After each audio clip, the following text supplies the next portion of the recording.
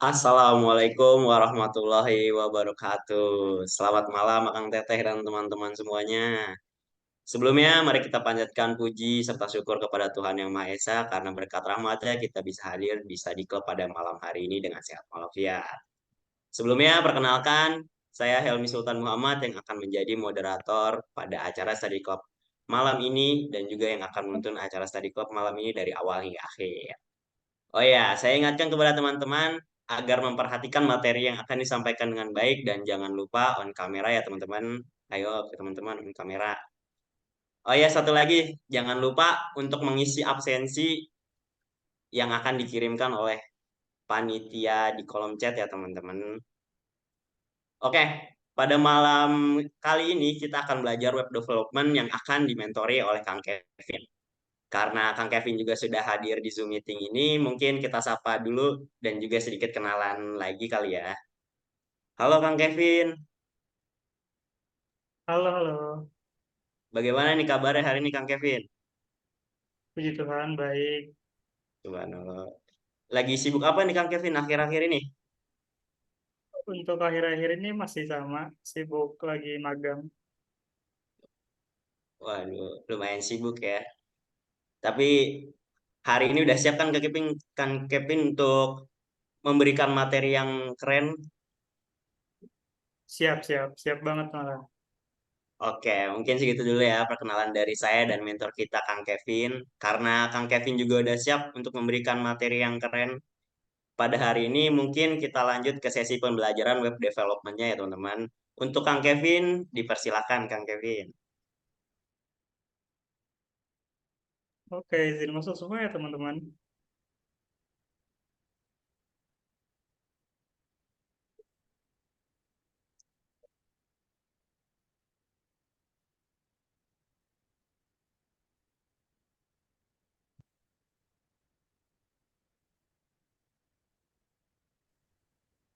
Sebelumnya share screen-nya udah terlihat belum? Udah Kang. Oke, selamat malam semuanya. Perkenalkan, saya Kevin. Di sini saya akan sebagai mentor atau sebagai pemateri di Study Club, materi tentang web development. Nah, metode pembelajaran pada Metode pembelajaran pada study web development ini, saya akan menyampaikan beberapa sedikit teori dan nanti akan disambungkan dia dan dilanjutkan dengan praktek. Nah, kalau misalkan penjelasan saya itu terlalu cepat ataupun ada yang tidak mengerti, kalian bisa langsung raise hand ataupun di chat untuk bertanya ataupun memberitahukan saya bahwa penjelasan saya itu terlalu cepat. Oke, di pertemuan pertama ini sesuai dengan yang sudah disosialisasikan pada sebelumnya, pertemuan pertama ini kita akan belajar tentang yang pertama itu ada pengantar HTML, yang kedua itu ada struktur dasar dari dokumen HTML itu sendiri, yang ketiga itu ada elemen dan tag HTML dasar, dan yang terakhir itu kita latihan membuat web sederhana dengan menggunakan HTML dan tag-tagnya. Oke, kita lanjut. Selanjutnya itu ada pengantar HTML. Di sini saya akan ngejelasin sedikit tentang pengantar HTML atau biasa kita kenal HTML itu adalah Hypertext Markup Language yang merupakan adalah bahasa markup standar yang digunakan untuk membuat dan merancang halaman web.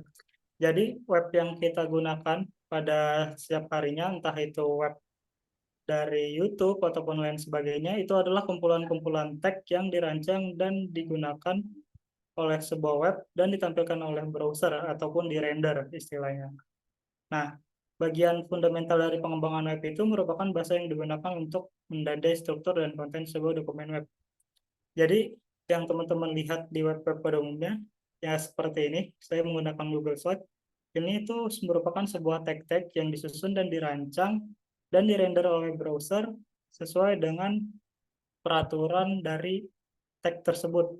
Maka misalkan tag A akan menampilkan link dan lain sebagainya.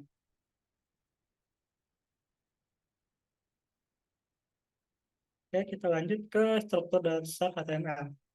Nah, setiap dokumen HTML itu pasti dimulai dengan tag atau elemen HTML.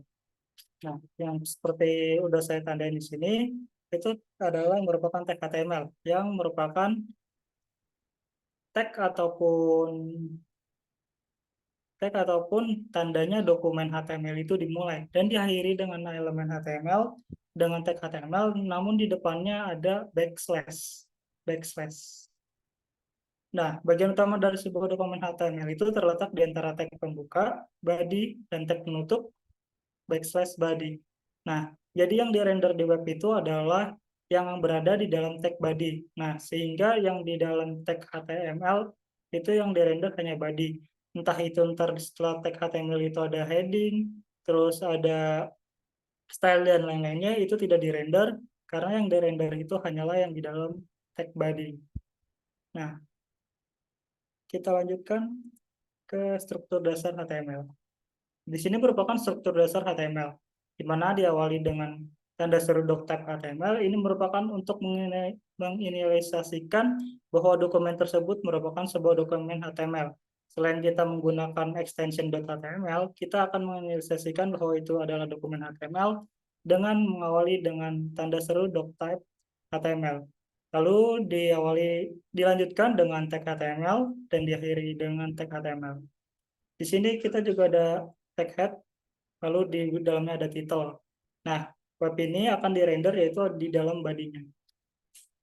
Oke, kita lanjutkan aja ke prakteknya. Di sini buat teman-teman semuanya udah pada install VS Code belum? Ataupun text editor yang teman-teman suka? Udah, Kang.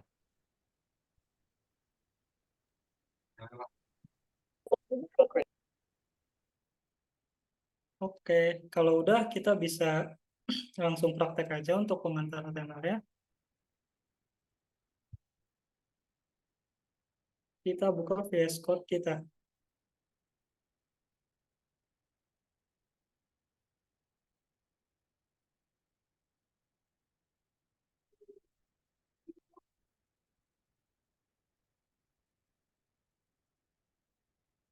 Udah kelihatan belum VS Code-nya?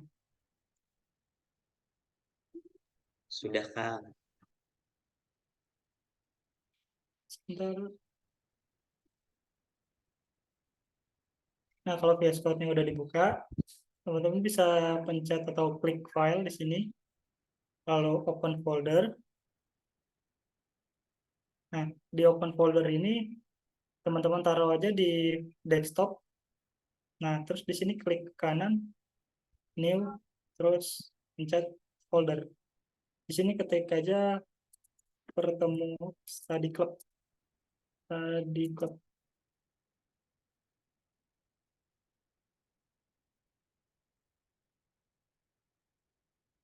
Habis itu dipilih folder study club-nya. Ada yang udah? Atau masih ada yang belum?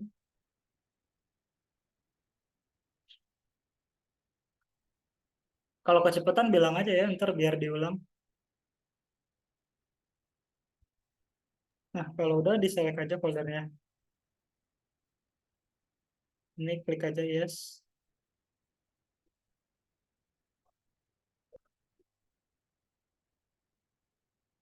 Nah, di dalam sini kan ada di Explorer ini ada ya folder study club yang udah kita buat tadinya.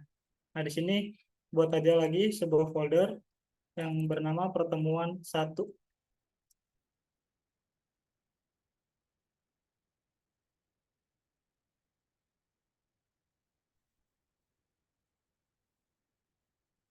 Setelah dibuat, kita buka di sini new file. Ketik aja di sini namanya adalah pertemuan 1.html. Nah, karena kita belajar HTML, maka yang kita gunakan ekstensi atau extensionnya itu adalah .html. Nah, kalau misalkan kita ntar akan nulis selanjutnya itu adalah materi CSS, kita ngetiknya .css. Begitupun selanjutnya dengan JS dan lainnya. Karena kita belajar HTML, kita di sini ketik .html.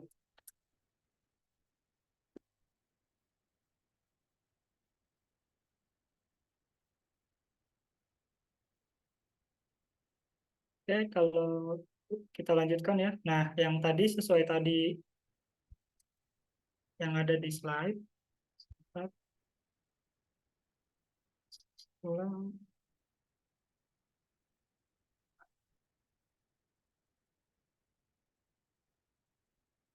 Nah, yang di slide ini kan kita diawali dengan tanda seru doctype HTML. Sebenarnya kita bisa cara simpel ya. Kalau di VS Code itu tinggal tanda seru, ntar muncul, langsung di enter. Ini ntar ada. Tapi kita nggak langsung pakai emmet ataupun cara tersebut, kita bisa gunakan ketik manual. Type HTML.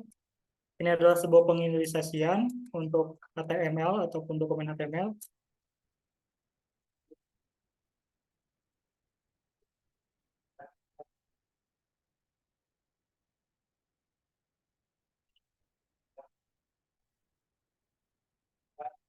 Nah, selanjutnya adalah tag HTML.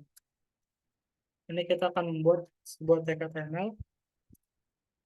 Di dalam tag HTML ini kita bisa tulis, ada di sini head, lalu ada title, terus di dalam head itu banyak. Nah, HTML ini merupakan sebuah struktur di mana struktur ini adalah struktur yang digunakan untuk mengetik sebuah script ataupun tag dari HTML tersebut. Nah, head ini adalah heading sebuah web di mana tag ini akan dirender oleh website, tetapi tidak dirender di dalam bentuk visual atau tampilan, melainkan di dalam bentuk pre-render. Yang dimaksud pre-render itu seperti ini. Nah, pre-render itu seperti ini. Ini di head, titelnya ada SC Web Pertemuan 1 Google Slides. Nah, ini merupakan pre-render karena di sini adalah tag yang digunakan itu adalah tag head, di mana tag head itu di dalamnya ada titel yang bernamakan SC Web Dev Pertemuan 1 Google Slides.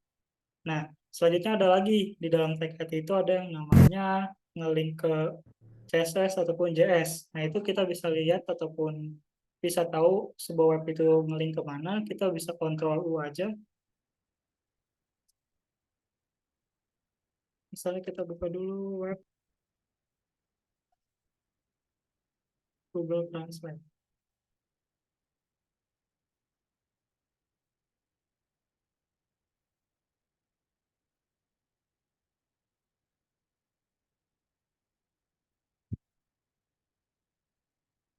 Kalau kita buka OpenSea aja. Nah, di web Whimsica ini kita juga bisa melihat ada tag tag yang di dalam head itu aja, itu apa aja ada di Ctrl U. Nah, di sini kan banyak. Di head ini merupakan pre-render, jadi kita nggak bisa melihat visual dari renderan tag di dalam tag head tersebut. Karena di sini ada tag meta, di mana tag meta itu untuk menginisiasikan atau bisa disebut adalah pre-render untuk menghasilkan sebuah SEO atau Search Engine Optimization, di mana kalau misalkan kita klik Imsika, di sini akan ada. Nah, yang di-render di dalam tag title itu ya seperti meta dan lain sebagainya, itu akan di-render di halaman search engine browser kita. Nah, misalkan di sini, ini merupakan sebuah tag head di mana ada description, di sini adalah tag title-nya, dan di sini adalah URL-nya. Kita lanjutkan lagi. Nah, kita lanjutkan, misalkan kita ingin memberikan title dari website kita adalah pertemuan satu. Study code. Sampai sini ada yang ketinggalan nggak atau yang kecepatan? Bisa di chat aja kalau misalkan nggak mau on mic. Masih aman. Yang lain, Aman nggak? kalau udah kita lanjutkan karena kita di sini butuh title saja karena ini baru pertemuan pertama. Ini merupakan pertemuan satu study club, maka nanti yang akan dihasilkan oleh browser tersebut adalah menampilkan title dengan nama pertemuan satu study club. Kita bisa running dengan cara klik kanan.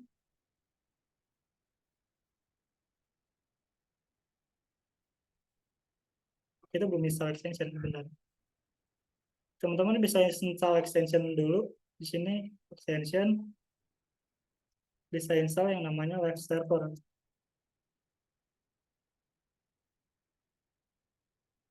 Nah, yang ini. Teman-teman bisa install dulu.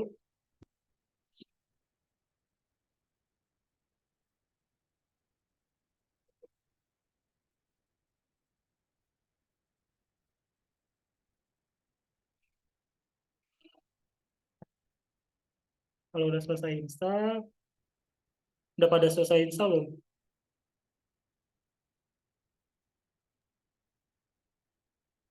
Masih installing, Kang. Oke, saya tungguin.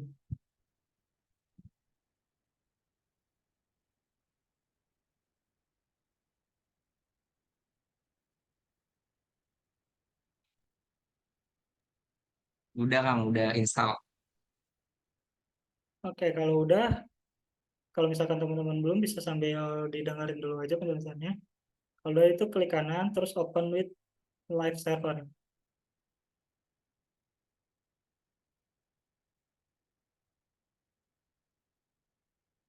Ah, ini sebentar.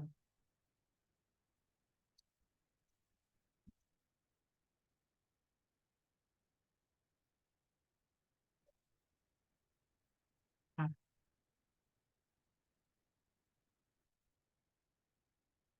kalau teman-teman lihat di sini nih, di sini ada yang namanya pertemuan satu study club. Nah, itu kita sudah merender hasil dari tag title yang ada di sini. Nah, kita juga bisa bikin icon sebenarnya, tapi itu nanti di pertemuan CSS, kita bagaimana mengubah icon di samping title ini menjadi logo ataupun icon yang kita inginkan, itu nanti. Kita lanjutkan, kita next, itu ke tag selanjutnya. Yang ada yaitu adalah tag body. Nah, di dalam tag body ini adalah tag yang akan kita render ke sebuah website ataupun browser. Di sini kita ketik aja dulu P. Ini adalah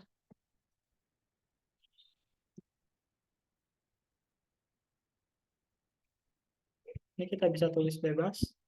Jangan lupa di save. Setelah di save, kita bisa lihat aja. Di sini ada hasilnya. Ini adalah sebuah paragraf.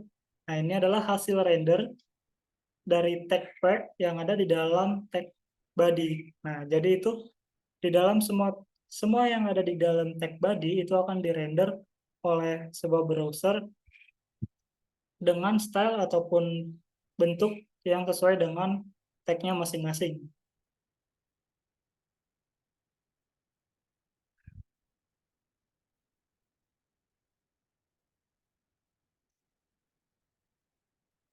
Oke, kita lanjutkan.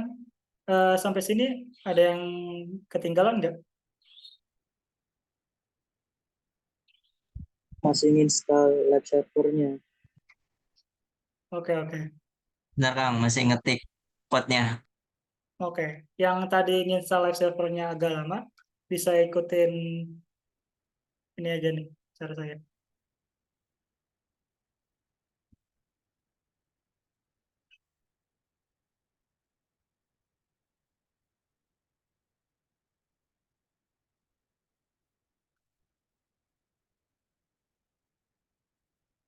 Kalau yang tadi belum kelar install live servernya karena kendala sinyal yang buruk ataupun lain sebagainya, teman-teman bisa buka folder yang tadi udah dibuat, terus di double klik aja nama file seperti ini.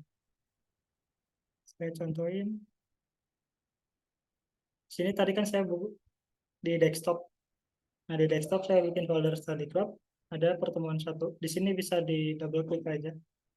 Nah, di sini ada pilihan, ntar dipilih aja browser apa yang dipakai. Nah, hasilnya sama.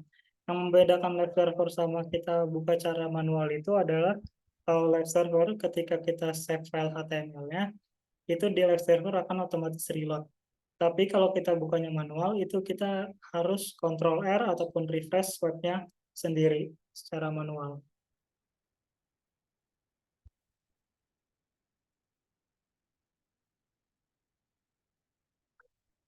Oke, masih yang ketinggalan masih banyak ya?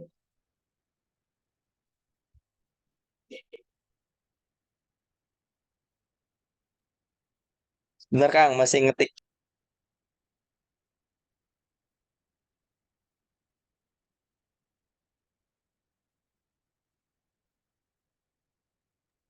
Sudah selesai, Kang. Live servernya udah di-install. Oke, bisa di running terus diketik seperti ini.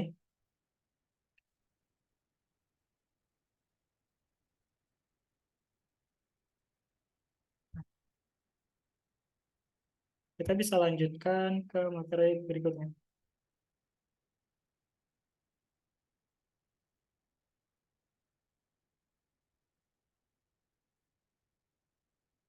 Nah, di sini ada tag heading dan paragraf. Nah, tag heading itu merupakan head ataupun heading ataupun biasa kita sebut dengan tag title pada halaman web. Title itu bukan beda lagi, bukan title yang di atas tadi, tapi title ini adalah title dari sebuah komponen ataupun layout dari sebuah web tersebut. Nah, heading itu ada 5, ada H1 sampai H5. Nah, ukuran dari heading itu ditentukan dengan tentuan headingnya. Misalkan H1 itu paling besar, hingga H5 itu yang paling kecil. Nah, tag P sendiri itu adalah digunakan untuk membuat sebuah paragraf, di mana tag P itu adalah kita membuat sebuah teks seperti default ataupun teks pada biasanya tanpa menentukan ukurannya. Kita bisa langsung praktekkan tag heading dan paragraf ini pada di VS Code kita. Di sini kita udah praktekkan tag P sebelumnya. Kita bisa lanjutkan ke tag H1.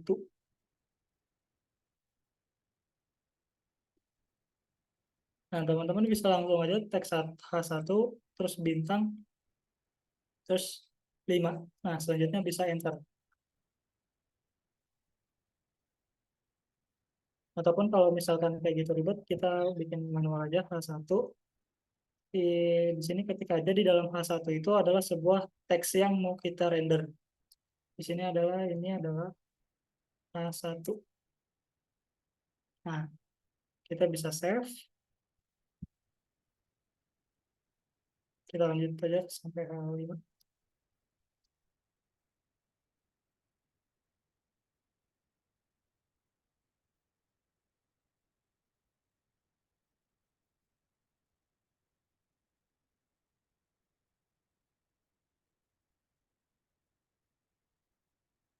H5.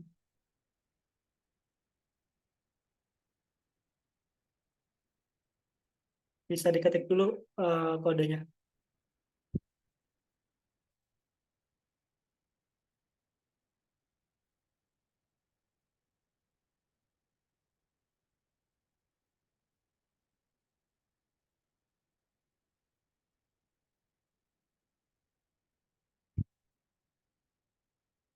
Ada yang udah ngetiknya? Atau ada yang masih lagi ngetik?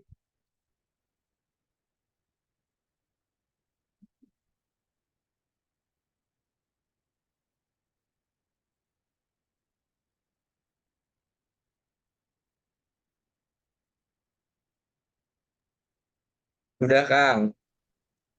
Oke. Yang lain masih ada yang ngetik atau udah selesai semua? Sudah. Oke, kalau sudah bisa di-save aja, terus kita balik ke browser, kita lihat hasilnya.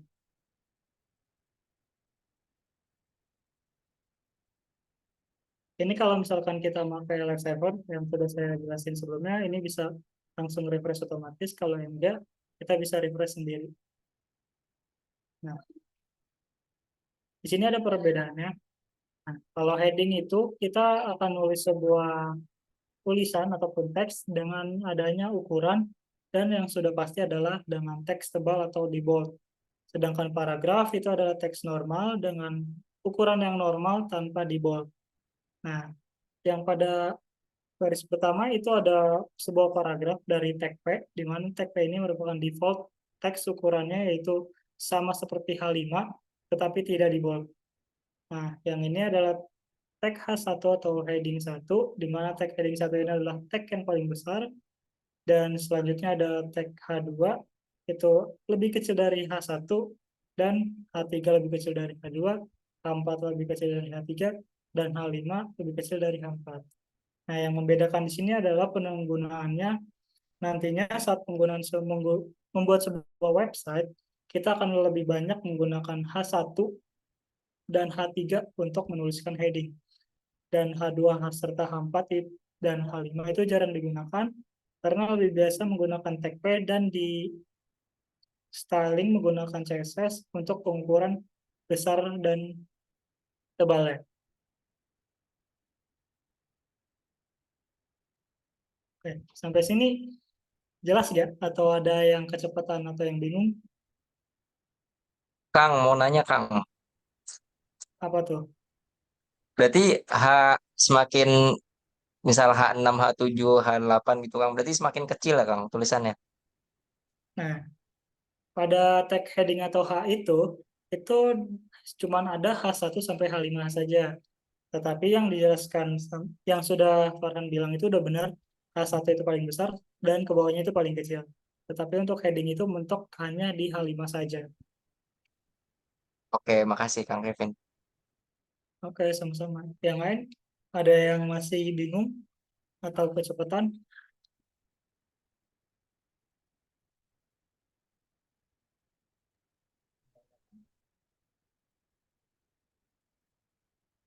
Kalau misalkan kecepatan atau masih ada yang mau ditanyain, bisa di chat aja juga nggak apa-apa.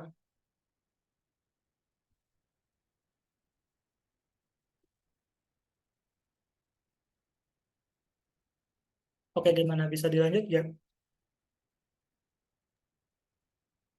Boleh Kang. Oke, kita lanjut ke tag berikutnya.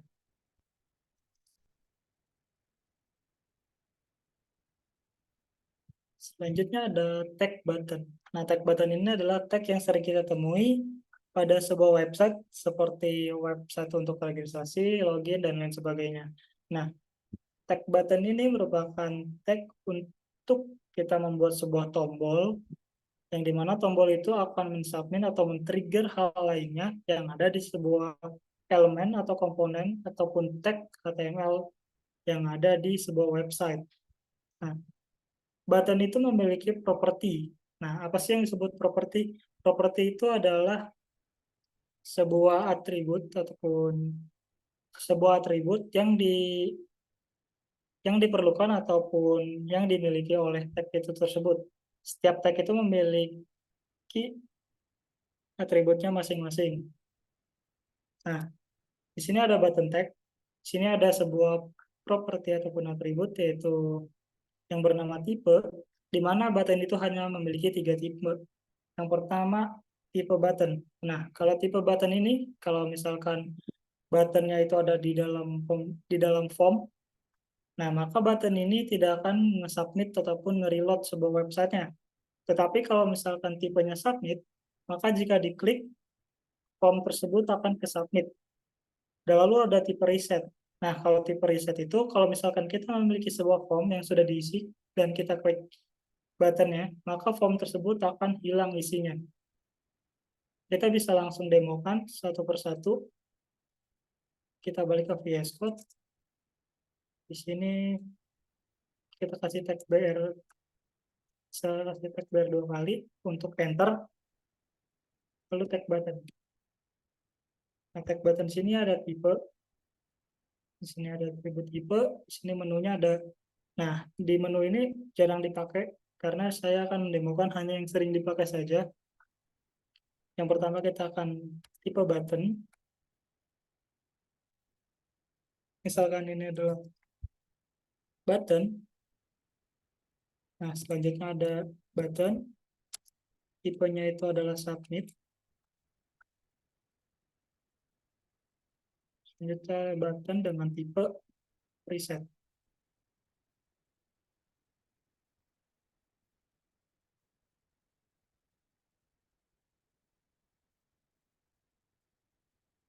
Nah, ada masih pada ngetik atau udah selesai? Masih ngetik Kang.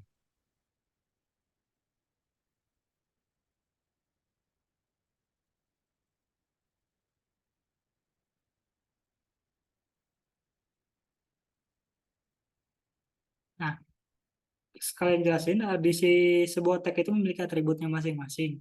Nah, di sini atribut dari button itu nggak hanya tipe, melainkan ada banyak.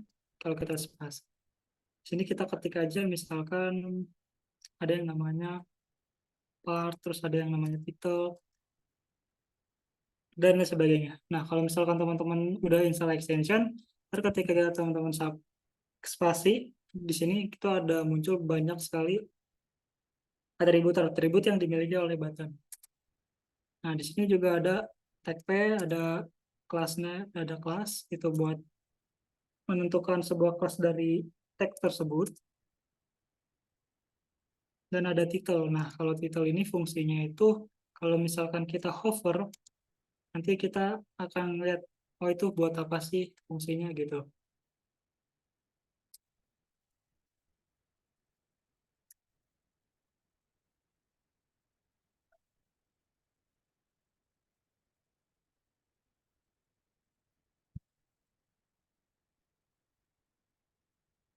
Oke, udah selesai ngetiknya belum?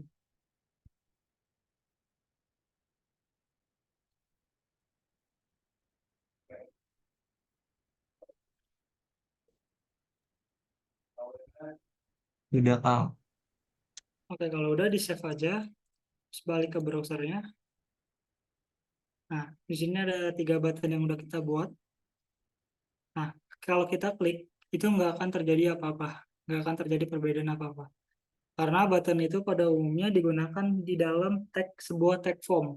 Di mana form itu merupakan ada sebuah tag lainnya, yaitu tag input.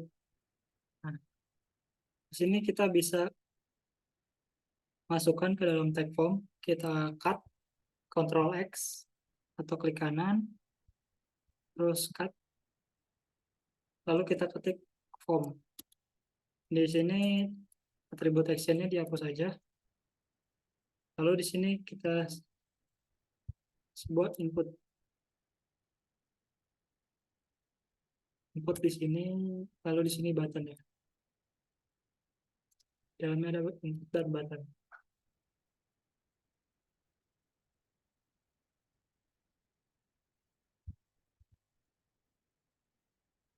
Bisa diketik dulu, kalau udah nanti bisa kita lanjutkan.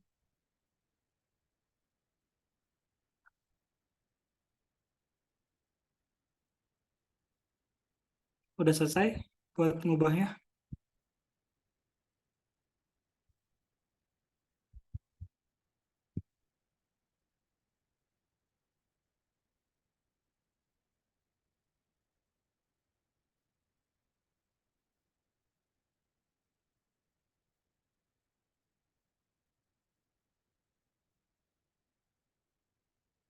Udah selesai belum? Sudah. Oke, kalau udah bisa di save terus di refresh saja webnya. Nah, di sini ada sebuah tag input untuk input. Lalu di sini ada button yang tadi. Nah, kita fokus aja dulu ke button yang kita buat. Di sini ada button, tipe button, ada submit, tipenya submit, ada reset, tipenya reset. Nah, button itu kalau di dalam form, kalau misalkan kita ketik, terus button yang kita klik, itu tidak terjadi apa-apa. Tapi kalau misalkan kita klik submit, itu akan terjadi sebuah reload pada website nih. Kalau kalian lihat, di dalam URL-nya ada tanda tanya. Nah, tanda tanya ini merupakan hasil hasil dari value yang kita inputkan. Value-nya kenapa nggak detect? Karena kita tidak menambahkan atribut name pada tag input. Kalau kita hapus, terus kita di sini ketik, misalnya study club, terus kita reset. Kalau kita klik reset, ini akan ke reset, akan hilang untuk value dari inputnya, tapi tidak akan reload sebuah halaman websitenya. Perbedaannya itu.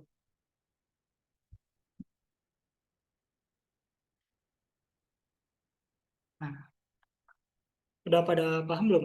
Atau kecepatan atau bingung? Bisa kabarin aja atau di chat.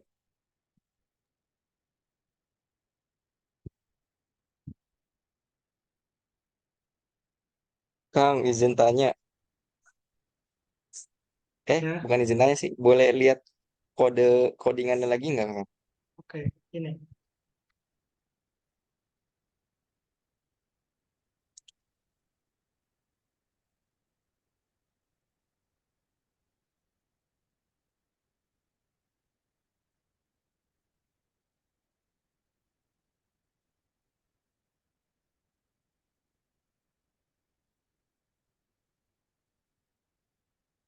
Udah pada selesai ngetiknya atau masih ngetik? Sebentar, Kang. Oke. Hmm. Oh,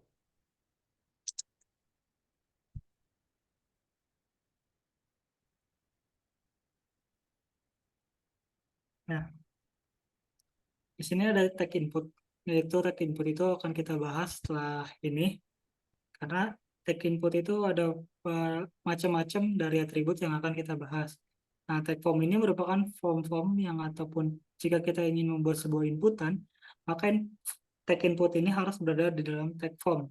Sebenarnya tidak harus di dalam tag form, bisa di luar tag form ataupun tidak di dalam tag form itu jika kita menggunakan JavaScript, kita menggunakan DOM untuk bisa mengambil nilai inputnya. Tapi jika kita tidak menggunakan DOM dan kita hanya menginisiasikan atribut name pada input, kita bisa mengambil value tersebut dengan menambahkan tag input tersebut ke dalam tag form.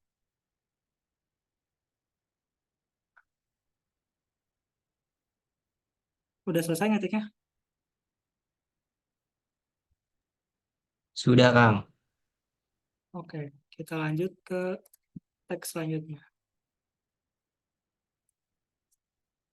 Di sini tag selanjutnya itu ada input.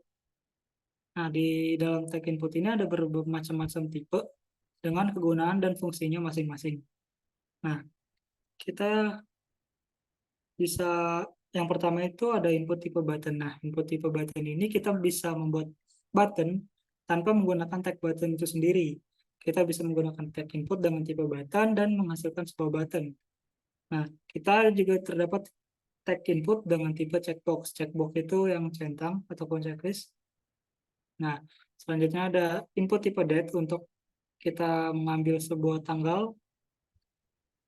Lalu selanjutnya ada input tipe email. Nah, input tipe email ini adalah input tersebut hanya bisa digunakan atau disubmit jika value dari tag input tersebut merupakan sebuah email.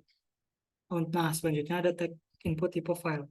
Kalau input tipe file ini, kita akan mengambil ataupun mengupload sebuah file, entah itu dokumen ataupun gambar, yang akan diupload di sebuah website tersebut.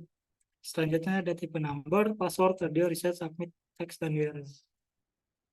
Kita langsung praktekkan ke VS Code.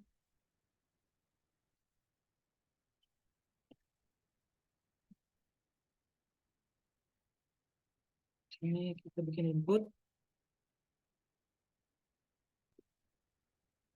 Nah, di sini kita bikin di dalam form saja. Sini hapus.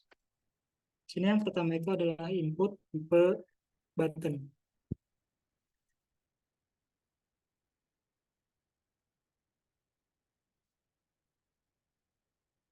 Tipe button, input tipe, selanjutnya ada checkbox,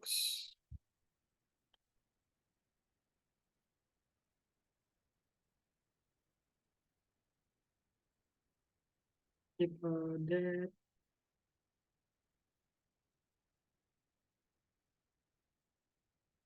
lalu tipenya email.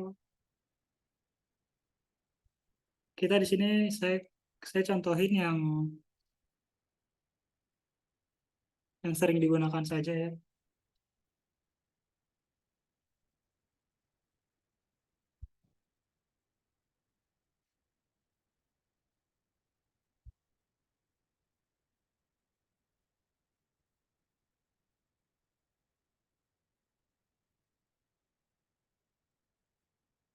Nah, ini bisa diketik dulu.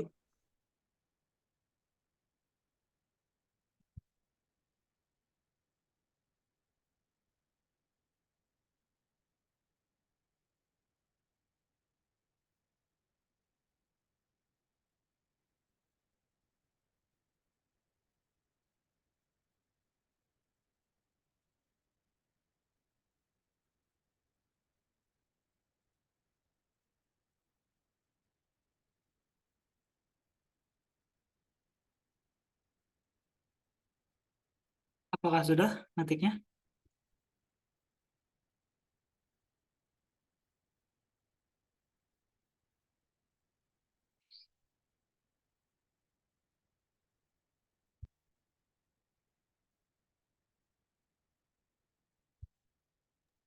Udah, Kak. Yang lain udah atau masih belum? Sudah. Oke, kalau udah di save terus kita balik ke webnya, di refresh. Nah di sini, oh dikasih bayar dulu, biar ada jarak. Nah di sini ada input tipe button, input tipe checkbox, input tipe date, input tipe email, terus ada input tipe file, di sini ada input tipe number, di sini ada input tipe password. Nah satu lagi ditambahin habis password itu input tipe text.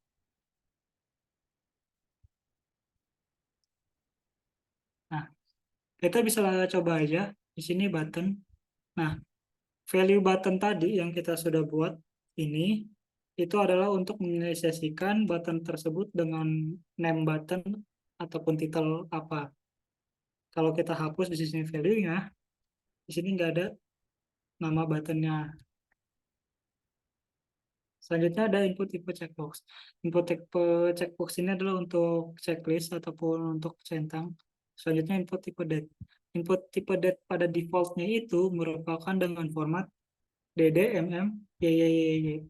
Nah, itu kalau misalkan kita pilih, di sini bisa kita klik show date picker. Di sini akan muncul tahun, tanggal, tahun, tanggal, dan bulan yang kita pilih. Misalkan di sini kita pilih, ntar hasilnya adalah seperti ini. 08, tanggal 05 bulan 2024 adalah tahunnya.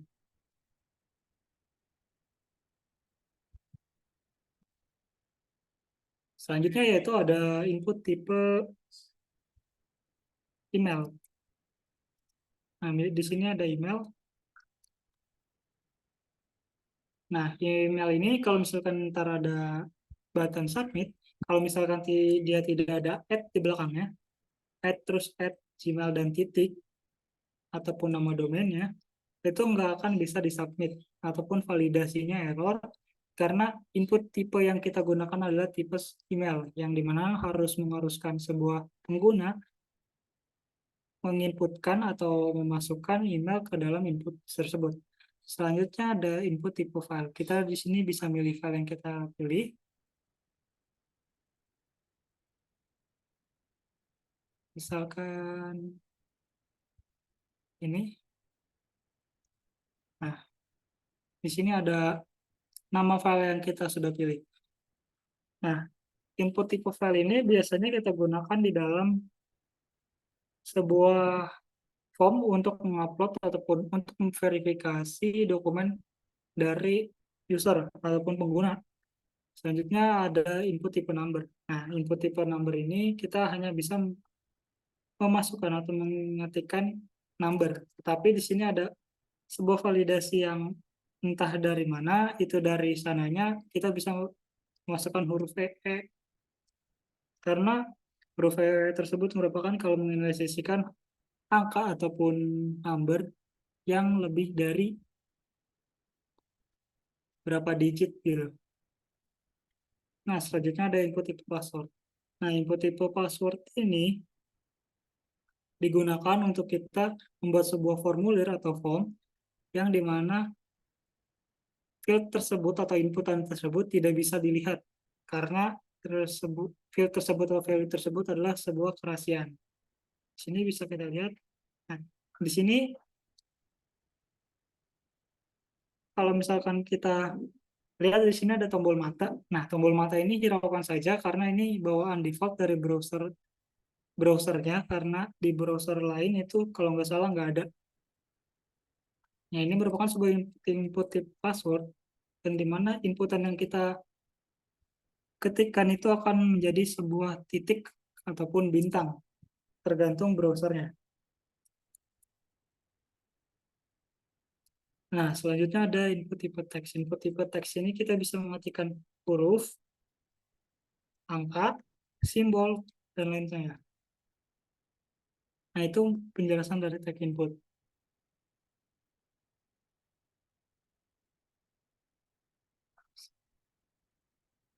Sebelumnya ada yang mau ditanyakan dulu dari tag input ini?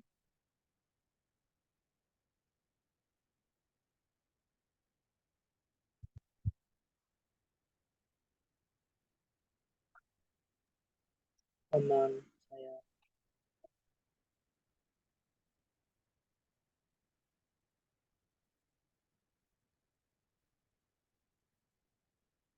Oke. Yang masih ada yang ngetik ya?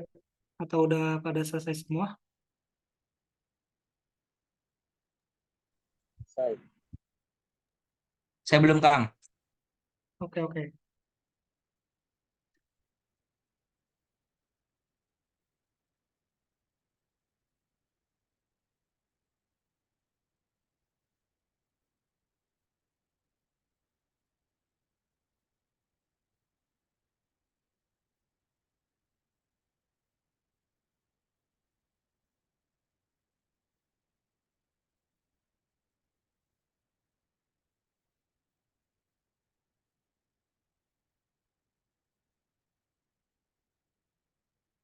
Oke. Apakah sudah, Farhan? Oke, kalau sudah. Ya sudah, Kang. Oke, yang lainnya udah ya. Kalau misalkan sudah, saya balikkan ke moderator. Sebentar. Di sini ada dari Muhammad Rafli. Kang mau nanya BR itu buat spasi ya. Nah, BR itu bukan buat spasi, lebih tepatnya itu buat enter. Di sini bisa kita ketik lagi BR. Di sini BR akan di sini. Kalau spasi kan dari sini ke sini jaraknya. Nah, kalau BR itu adalah sebuah enter dari atas ke bawah.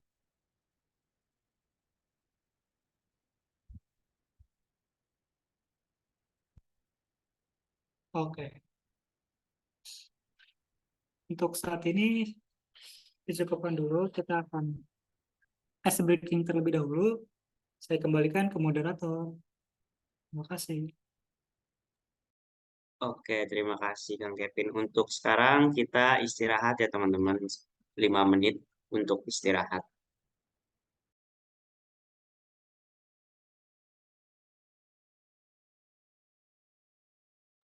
Oh ya teman-teman, buat yang belum ngisi absen, jangan lupa isi absen ya. Ada di kolom chat, absennya udah dikirim oleh panitia.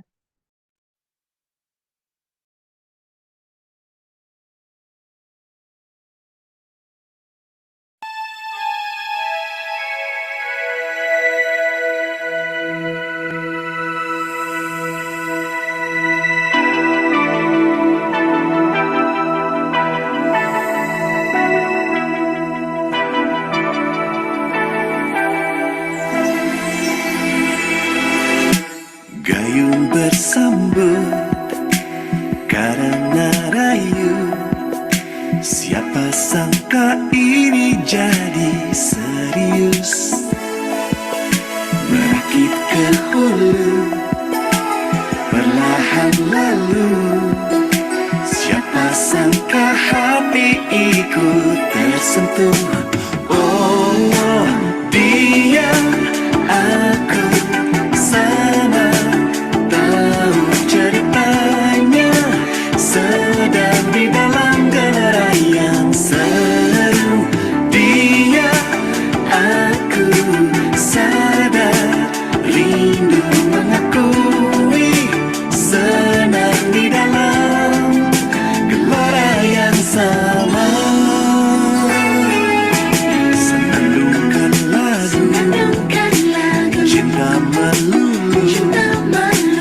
Mungkin aku benar-benar melayu. Sedikit manis kata, katakan yang tak biasa. Sedikit dari warna yang sedang bunga. Oh, dia aku sama tahu ceritanya. Sedang di dalam gelora yang seru. Dia aku sadar rindu mengakui, senang di dalam gelora yang sama. Terlihat dari mata ada berharap, semoga kelak aku dan dia lebih dari ceritanya, lebih dari rasa bergelora. Sedikit banyak boleh saja berharap, semoga kelak menjadi nyata, walau menggeser logika, seperti layaknya yang sedang jatuh cinta, seperti aku dia.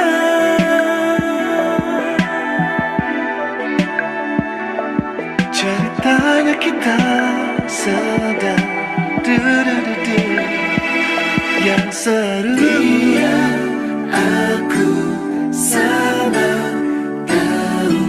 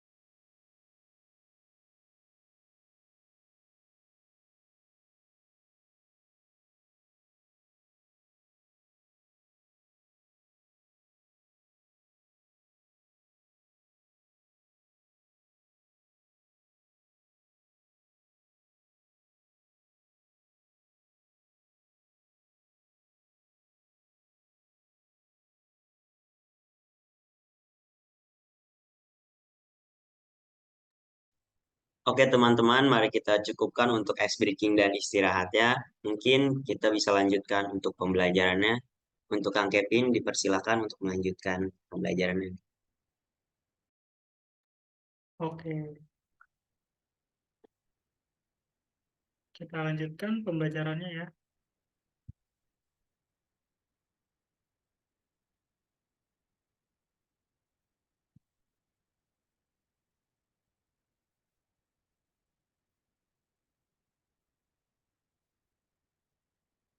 Screen-nya udah kelihatan belum? Udah Kang, Oke, kita lanjutkan. Tadi kan sudah kita tag input. Nah, di dalam tag input ini juga ada beberapa atribut penting yang nantinya saat pembuatan sebuah website atau saat pendevelopan website itu digunakan untuk mengambil value dari input tersebut. Namanya itu adalah name. Nah, atribut name ini adalah atribut yang kita administrasikan jika kita ingin mengambil input dari tag input tersebut. Misalkan di sini ada tag input yang pertama, tipenya button. Ini kita bisa berikan name. Tapi di sini karena ya input tipe button itu tidak bisa kita ketik atau tidak bisa kita berikan value-nya, maka di sini kita hapus saja dan kita lanjutkan ke di sini ada yang namanya checkbox. Nah, di sini name kita berikan saja namanya sesuai dengan tipenya checkbox. Di sini name, tipenya date. Selanjutnya ada di sini ada name, tipenya adalah email. Namanya adalah email. Input tipe file, name-nya kita beri file. lalu input ke number, name-nya adalah number, input tipe password, name-nya adalah password, input tipe teks adalah name-nya adalah teks. Oke, nyampe sini ada yang udah atau masih pada ngetik? Masih ngetik, Kak. Oke. Nah, fungsi name ini ketika nanti kita submit sebuah formnya, maka nilai inputannya itu akan masuk ataupun akan diproses ke tahap selanjutnya dengan kunci ataupun key yang berdasarkan yang name yang sudah kita inisiasikan. Kalau misalkan di sini ada input dengan name email, maka nanti saat pemrosesan kita akan ngambil sebuah datanya yang bernama email. Dan selanjutnya file number dan lain sebagainya. Nah, di sini juga kita bisa tambahin aja placeholder satu di input tipe teks.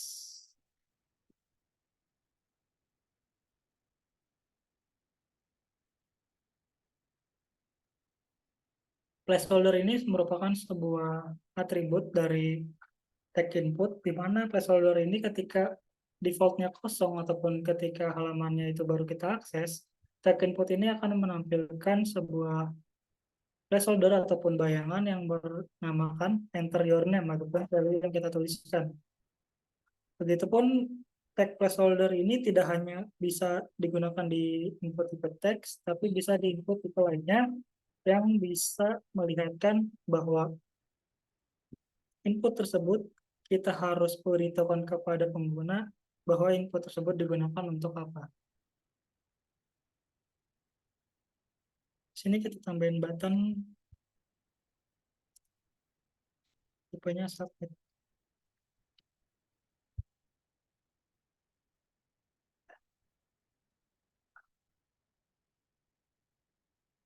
Oke, udah pada selesai atau masih pada ngetik? Sebentar, Kak. Oke. Nah, di tag input ini juga ada atribut lainnya yang penting, yaitu adalah value, di mana kita bisa menginisiasikan default value dari sebuah tag input tersebut. Di sini kan sudah dicontohkan yaitu value-nya tipe button, tapi karena itu tipe button maka kita hanya menuliskan titel dari button tersebut apa.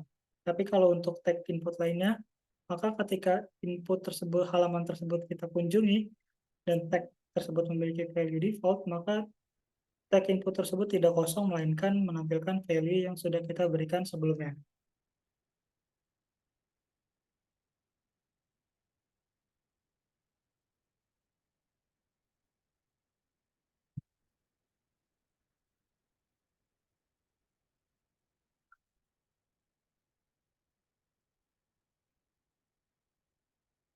Oke. Sudah selesai atau belum nih?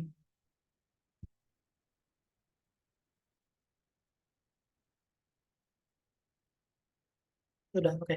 Kalau sudah bisa di save aja. Terus kita lihat di webnya. Oh ya, di sini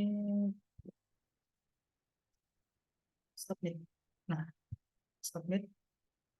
Sini tipe button, sini ada checkbox, ada date, sini ada email, ada file, ada number, ada password, dan ada teks. Nah, di sini ada kita lihat di input tipe teksnya ini ada enter your name, itu adalah sebuah placeholder, di mana sebuah placeholder itu akan menginisiasikan bahwa input itu untuk gunanya untuk apa. Dan kita juga bisa menginisiasikan value seperti button di tag input sini. Tapi kalau misalkan input tipenya seperti date ini, kita bisa memberikan nilai default, tetapi kita harus menggunakan JavaScript untuk pemformatan dari tipe date tersebut. Karena input tipe date ini, format yang ditampilkan atau di view-nya itu adalah DMY. Tapi kalau misalkan nanti kita hanya gunakan DMY, itu nggak akan tampil default value-nya. karena ada format yang lainnya. Begitupun input tipe file. Input tipe file itu tidak bisa diberikan value dari default value-nya. Kita contohkan untuk input tipe number. Di sini input tipe number kita berikan default value. Untuk memberikan default value kita bisa ketikkan value.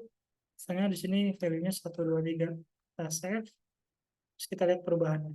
Nah, di sini perubahannya langsung 1, 2, 3. Entah itu kita refresh, akan tetap muncul 1, 2, 3. Karena default value jika tidak diisi tag input tersebut, kita akan mendapatkan value yang sudah kita inisiasikan, yaitu 1, 2, 3. Tapi kalau kita ini sudah inisiasikan, kita juga bisa menghapus atau mengubahnya dengan value yang lain.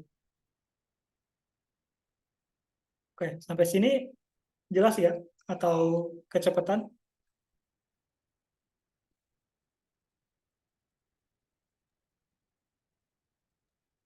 Masih jelas, Kak. Jelas, yang lain jelas? Bisa diulang nggak Kak? Yang tadi 1, 2, 3 itu maksudnya gimana tadi? Makasih. Oke. Nah, kita balik dulu ke codingannya. Nah, di sini kita di tipe number kita menginisiasikan value. Nah, value ini kita gunakan ketika tag input tersebut kosong ataupun tidak ada isi, atau lebih tepatnya itu ketika halaman itu dikunjungi ataupun di refresh, value dari input tersebut merupakan value yang sudah kita definisikan pada codingan kita. Karena di sini value-nya 1, 2, 3, maka nantinya ketika halaman ataupun file tersebut kita refresh, itu akan secara default atau secara otomatis value-nya itu adalah 1, 2, 3 tanpa kita harus ngetik lagi. Misalnya di sini kita refresh, saya refresh. Nah, default value-nya 1, 2, 3. Begitupun kalau misalkan di sini saya copy dulu, terus saya close. Saya buka lagi halamannya. Nah, di sini default value-nya 1, 2, 3. Nah, default value tersebut merupakan default value yang sementara, yang sifatnya tidak tetap. Tetapi value tersebut bisa kita ubah ataupun kita hapus nilainya. Seperti contoh di sini saya tambahkan 9 dan 0. Itu kita ubah dan kita juga bisa hapus. Tapi ketika kita ubah dan hapus, tetapi data tersebut belum submit ataupun belum diproses ke proses selanjutnya, dan kita refresh halaman webnya, itu akan kembali ke default value-nya yaitu 1, 2, 3, ataupun value yang sudah kita inisiasikan pada tag input-nya. Gitu. Udah jelas belum? Jelas Kak. Makasih. Oke. Selanjutnya kita bisa isi aja di sini. Bisa kita cetak, terus kita pilih, ini kita isi. Nah, di sini filenya kosongin aja dulu. Untuk passwordnya kita ketik aja. Namanya di sini bebas. Nah, terus kita klik submit. Karena submitnya ini tipesnya ada, klik tombol submit. Ketika kita klik tombol submit, karena tipenya submit sesuai yang sudah dijelaskan sebelumnya, maka form tersebut akan ke submit. Nah, kita lihat submit. Nah, di sini akan ke refresh ataupun ke submit, tetapi default value 1, 2, 3-nya masih ada, karena sudah kita inisiasikan atau berikan value default. Nah, di sini kita lihat URL-nya. Nah, URL-nya ini kita dapat lihat di sini ada nama file pertemuan 1 HTML, itu adalah file kita, dan tanda tanya itu merupakan sebuah query atau yang disebutnya itu adalah query parameter, di mana query parameter ini ketika kita tidak memberikan atribut action pada tag form, maka semua inputan yang sudah kita berikan di tag input, value-nya akan di-submit ataupun diberikan ke URL dengan query parameter sesuai dengan name-nya. Nah, di sini ada checkbox. Checkbox ini merupakan name dari yang sudah kita inisiasikan di codingannya. Di sini value-nya kalau di checklist itu adalah on.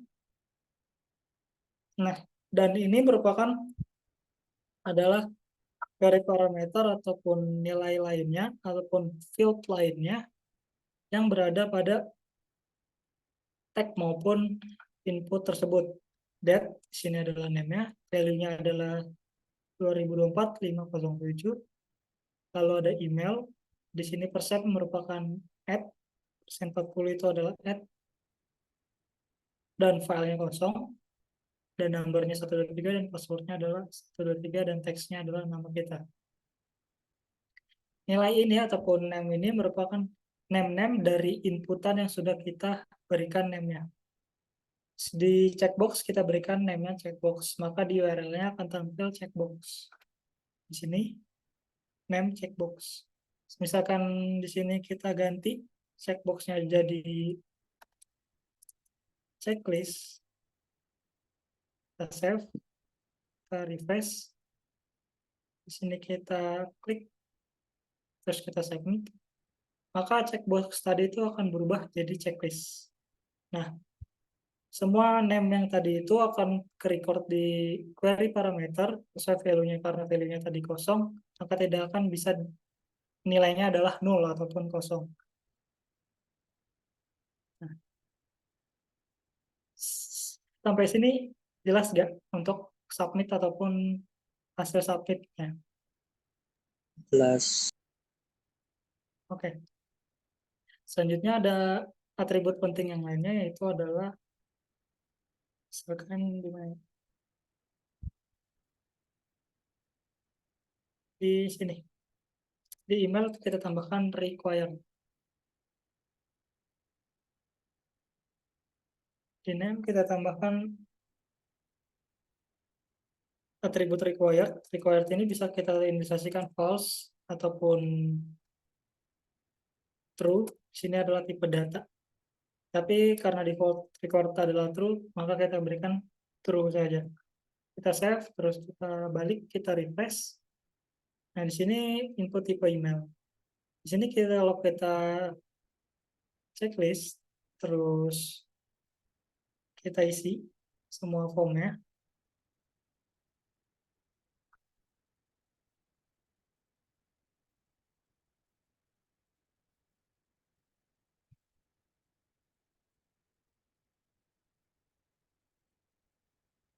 Nah, di sini ketika kita submit, maka ada sebuah validasi form yang bernama required, di mana atribut required itu merupakan tag tersebut harus diisi ataupun harus memiliki input pada value dari input tersebut. Karena di sini kosong, maka form tersebut tidak akan submit. Di sini kita hapus dulu. Nah, kita submit. Di sini tidak bisa disubmit karena di sini kita menambahkan atribut required pada tag ataupun input tipe email ini. Tetapi kalau kita isi, terus kita submit, itu bisa. Di sini emailnya terrecord di URL-nya, dan tag lainnya juga terrecord walaupun hasilnya 0.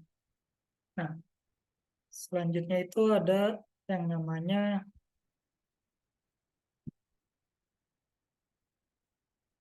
disable. Nah, disable ini adalah merupakan sebuah field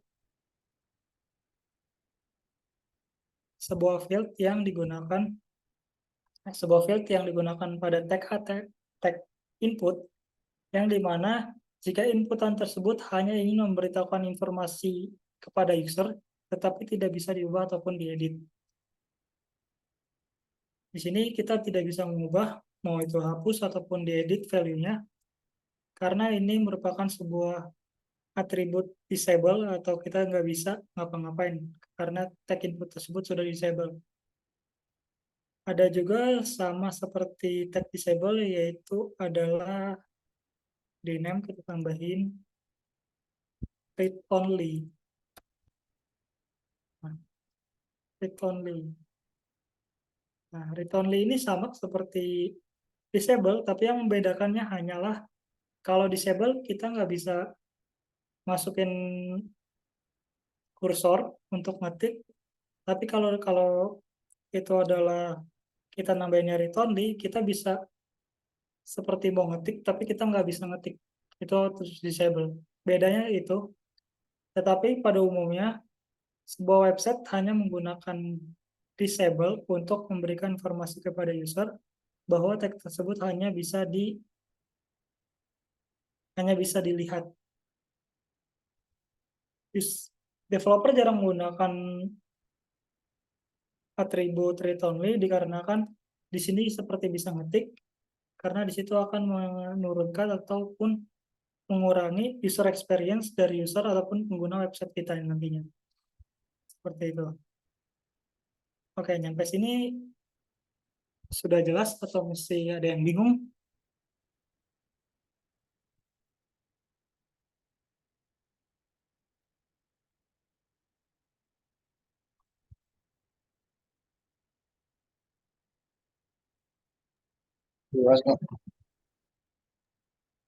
Oke, Sebentar Kak, mau nulis codingannya dulu. oke.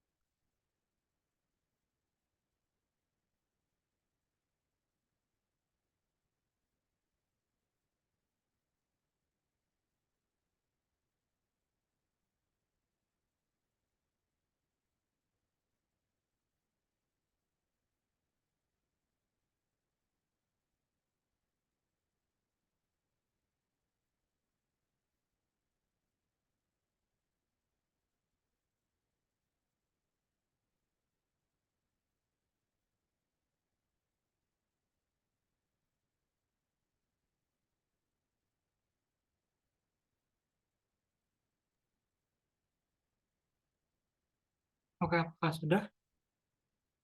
Sudah Kak, tapi mau nanya Kak, itu yang disabled dan read-only itu gimana tadi Kak?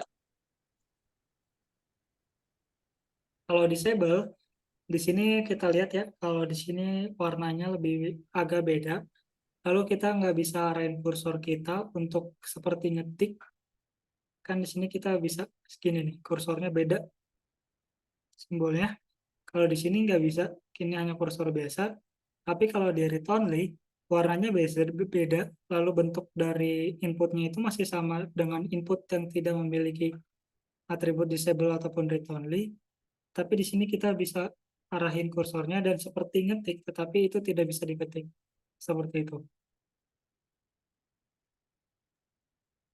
Oh oke Kak. Berarti kalau udah disable itu nggak bisa diisi sama sekali ya Kang Teteh? Ya, betul. Oke, makasih Kak. Oke. Ada lagi?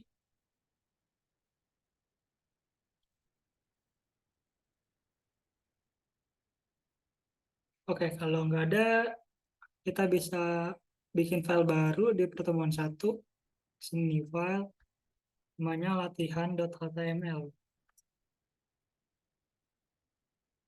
Kita bikin aja dulu inisiasi dari HTML. Sini ada, habis itu ada head, title, namanya adalah latihan temuan 1 di klub. Lalu ada tag body. Di sini kita berikan sebuah header. Nah, tag header ini adalah tag yang biasa digunakan untuk header ataupun bagian paling atas sebuah website tersebut. Nah, tag header ini merupakan sebuah pembungkus yang digunakan oleh sebuah website untuk membuat bagian halaman utama website yang ketika webnya muncul, dia akan tampil elemennya terlebih dahulu. Tetapi seperti pada urutannya, tag header harus di atas, kita bisa pakai tag header di bawah, tetapi urutannya tetap akan terbaca yang dari atas terlebih dahulu.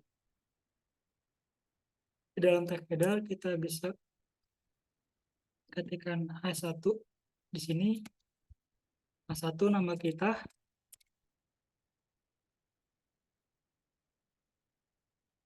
lalu di bawah tag header ada sebuah tag pad. Di sini deskripsi diri kita.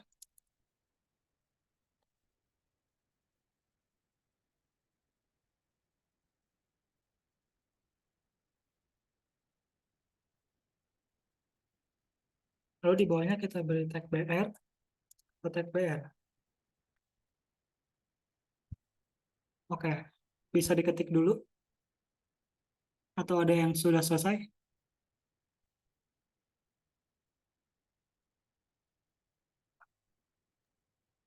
Saya ngetik, Kang. Oke. Nah, tag header ini merupakan sebuah pembungkus. Ada pembungkus lainnya pada sebuah tag HTML, yaitu ada section, ada div. Nah, kenapa sih kita gunain pembungkus seperti header, terus ada nanti yang namanya footer dan lain sebagainya. Itu kita gunakan karena agar membungkus sebuah elemen ataupun tag-tag yang sudah dibentuk menjadi satu dengan desain ataupun stylenya masing-masing. Pembungkus ini digunakan untuk lebih memudahkan kita untuk styling ataupun desain pada tahap selanjutnya.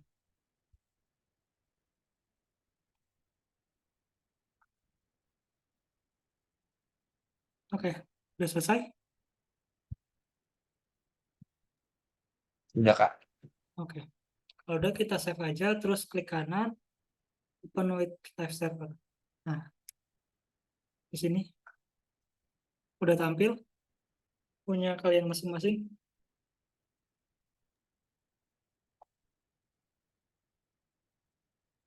Oke, kalau udah kita lanjut. Oke, kita lanjutkan. Sini ada BR, terus 3 kali. Sini ada yang namanya section. Sini ada section, enter, di sini kasih A3. Terus di sini ada tentang saya atau about me. Sini tag pad. Sini kita ketikkan aja.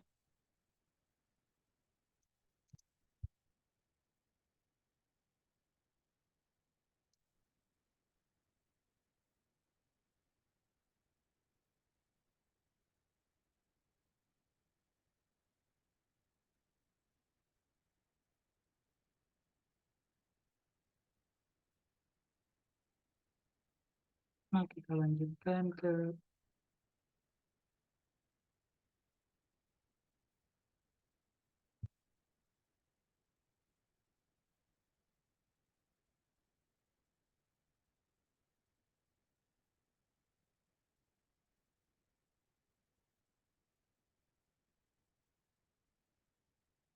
lihat, namanya itu adalah project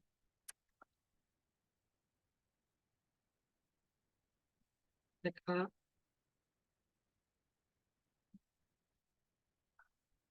Ini B.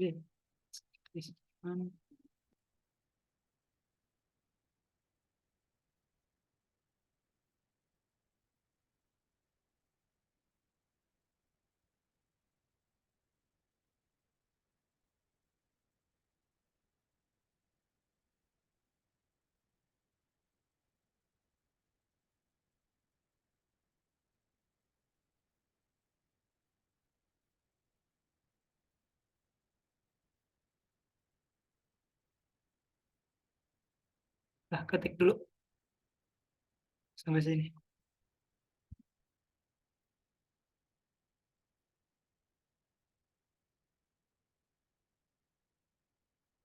Apa ada yang sudah ngetiknya atau masih pada ngetik nih? Bisa ngetik, Kak. Masih ngetik, Kak? Oke, oke.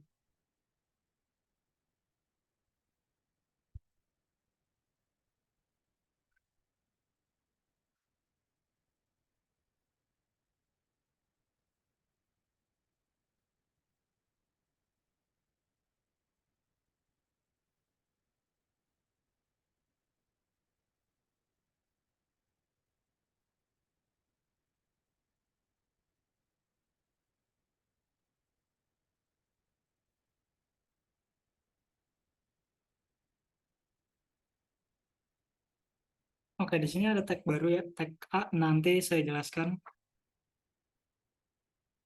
Tag A ini kita bisa menggunakannya untuk membuat button juga bisa.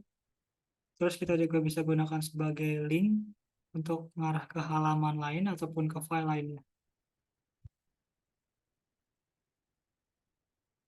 Ini kita tambahin.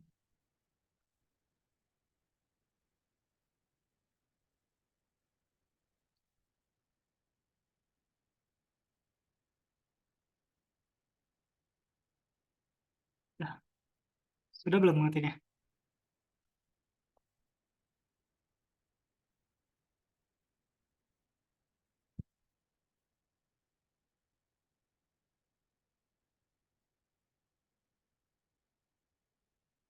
Udah pada selesai ngetiknya? Sudah. Yang materi pertemuan belum?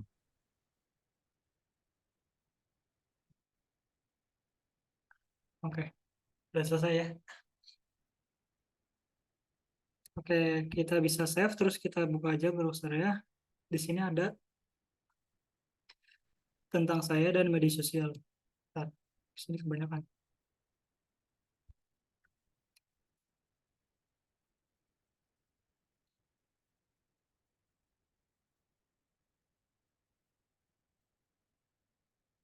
Layarnya ganti satu aja.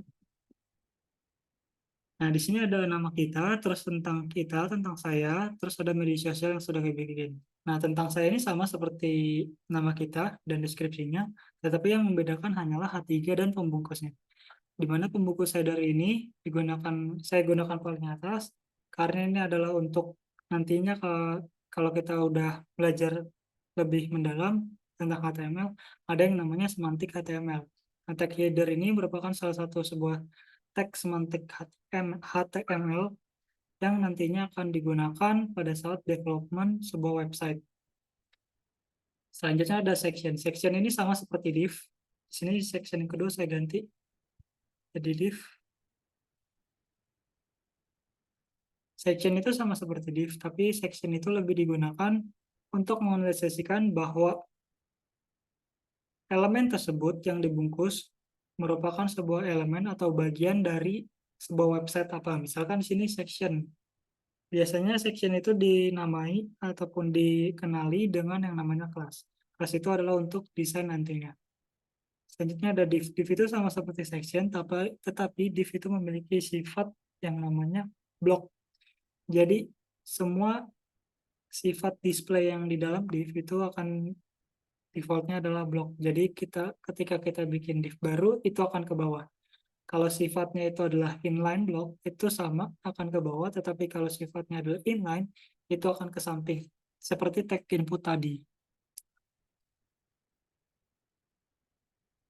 Oke, sampai sini penjelasannya ada yang kurang jelas atau kecepatan?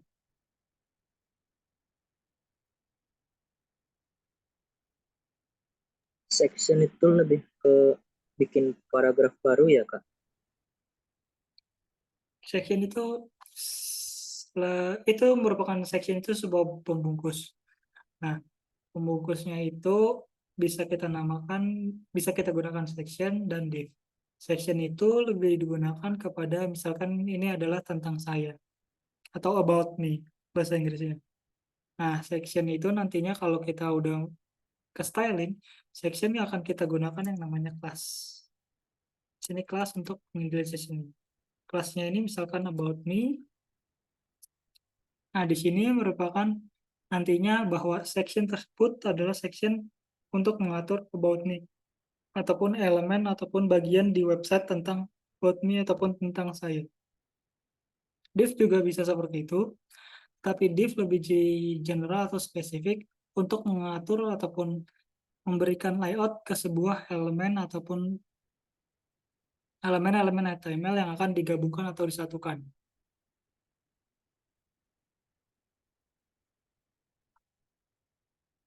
Itu. Udah jelas belum? Atau masih pusing? Oh, jelas, Kak. Oke, di sini bisa kita lanjutkan ke media sosial. Di sini media sosial ada link, sebenarnya ini ada link. Di sini ada YouTube. Kalau kita klik pasti ke refresh karena di sini href-nya itu belum kita kasih. Misalnya di sini ada YouTube.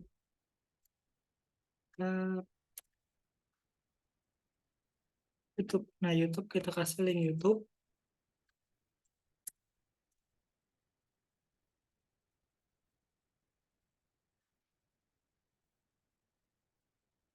Nah, di sini kalau misalkan kita mengetikkan atau menuliskan sebuah domain, itu kita harus menggunakan protokolnya HTTP ataupun HTTPS.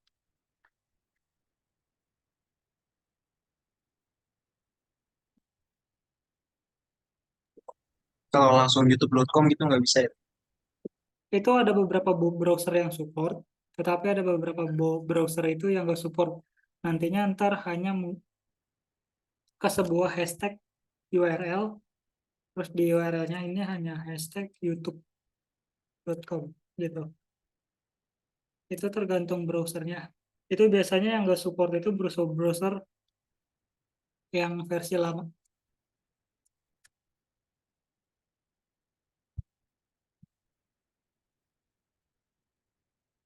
Nah, kenapa di sini protokolnya dituliskan? Karena misalkan website tersebut menggunakan SSL ataupun tidak menggunakan SSL, ini bisa terdeteksi bahwa protokol yang digunakan pada link tersebut tidak menggunakan SSL. SSL itu bisa diketahui dengan belakangnya ada S atau tidak. HTTP tidak menggunakan SSL dan menggunakan S kalau menggunakan SSL. Tetapi sebuah website pada umumnya menggunakan SSL dan akan langsung redirect ke website atau link mereka yang menggunakan SSL. Nah, di sini di save. Kalau udah di save bisa di refresh. Di sini warnanya berubah karena yang tadi itu belum kita inisiasikan. Tapi ketika kita klik di sini akan langsung ke YouTube.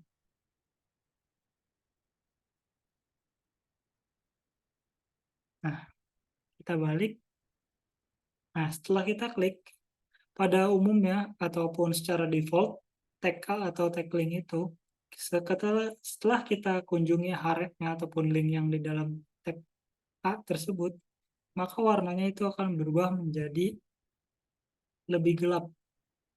Begitupun yang nantinya kalau Spotify dan Instagram. Di sini kita tambahkan sebuah atribut yang namanya target. Target. Nah, di sini targetnya blank.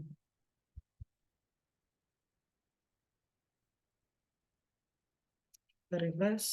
Setelah kita refresh, di sini Spotify. Ketika kita klik Spotify, maka akan muncul sebuah tab baru dengan link yang sudah kita inisiasikan. Nah, perbedaannya menggunakan target blank dan tidak adalah ketika link yang kita klik jika tidak menggunakan target blank, maka itu akan langsung pada halaman tersebut kebuka linknya. Tapi jika kita menggunakan target blank, itu akan membuka tab baru dengan link sudah sesuai dengan href-nya. Nah, ada juga target tipe lain, tetapi target tipe lain itu sama saja sifatnya seperti target tipe parent ataupun shelf. Makanya pada umumnya hanya digunakan target dengan value yaitu underscore blank. Sampai sini udah paham ataupun selesai ngetiknya?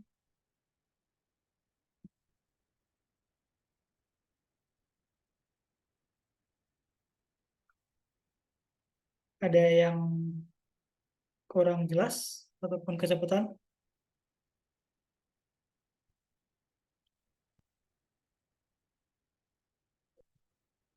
Maaf Kang, izin tanya sebelumnya.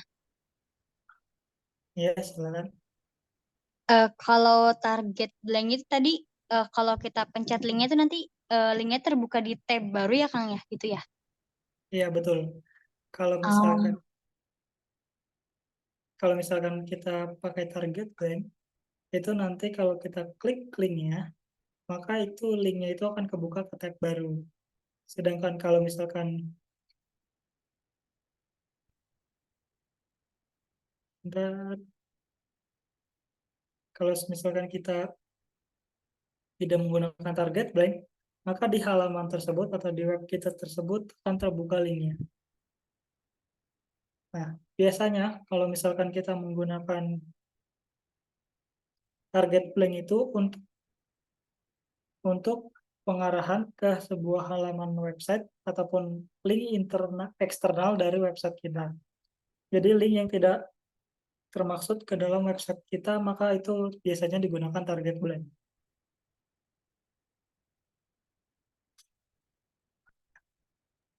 Kang, terima kasih. Oke, sama-sama. Ada lagi?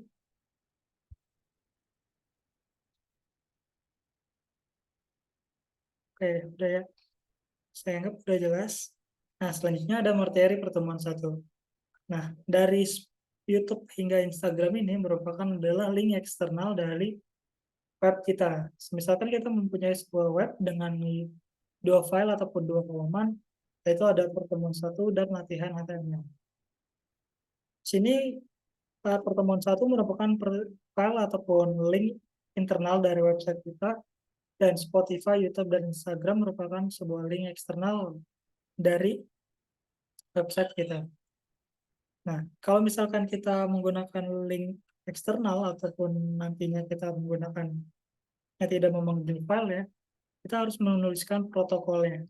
Tetapi kalau kita hanya memanggilkan sebuah file ya, kita bisa menggunakan pemanggilnya dengan nama filenya saja.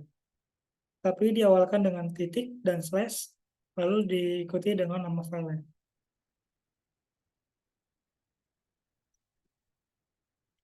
Bisa juga tanpa titik dan slash, tapi lebih baik menggunakan titik dan slash agar path-nya tidak keliru. Jika sudah di-save, lalu kita lihat, kita refresh. Sini jika kita klik materi pertemuan 1, maka akan muncul ataupun ke halaman sebuah halaman yang bernamakan file pertemuan 1.html. Gitu. Kita juga bisa membuatnya target blank jika kita tidak ingin web kita ter-refresh ataupun tergantikan URL-nya. Sini kita refresh, kita klik, maka akan muncul tab baru. Oke, sampai sini jelas nggak? Atau ada yang bingung?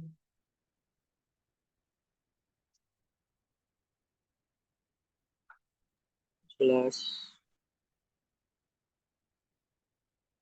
Oke, lanjut ke tahapan terakhir, yaitu ada tag footer. Tag footer ini sama tag header. Seperti biasa, kalau kita lihat halaman terakhir pada sebuah website, seperti website Whimsical,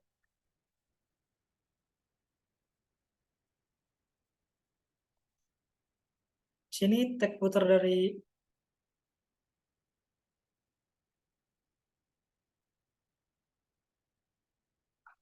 agak lama ya.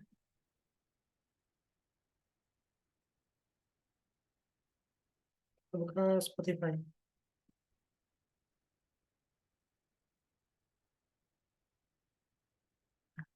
Di sini footer itu biasanya adalah di paling bawah. Tetapi ada beberapa website yang memiliki footer di styling ataupun di desain sesuai dengan UI ataupun desain pattern dari web tersebut. Karena di sini ada footernya di sebelah kiri, maka desain pattern dari Spotify itu kalau kita buka web app-nya akan footernya akan di sebelah kiri. Tapi jika tidak, misalkan seperti Discord, web Discord, di sini ada footernya itu ada di paling bawah. Ini merupakan sebuah footer. Nah, footer itu sama seperti header, melainkan footer itu adalah paling bawah dan header itu adalah paling atas. Sebenarnya header bisa kita gunakan pada sebuah section ataupun part tertentu seperti ini, kita bisa menggunakan header jika kita ingin menginisiasikan header tersebut ataupun konten terbesar ataupun konten utama yang akan dibaca oleh user. Sini header dari Discord adalah ini, Imagine Place sampai sini. Nah, lanjut kita klik footer. Sini kita ketik aja P. Sini add copyright.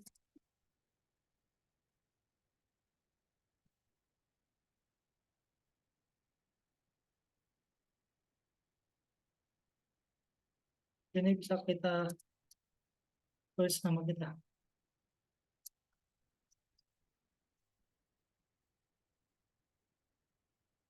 Kita lihat hasilnya.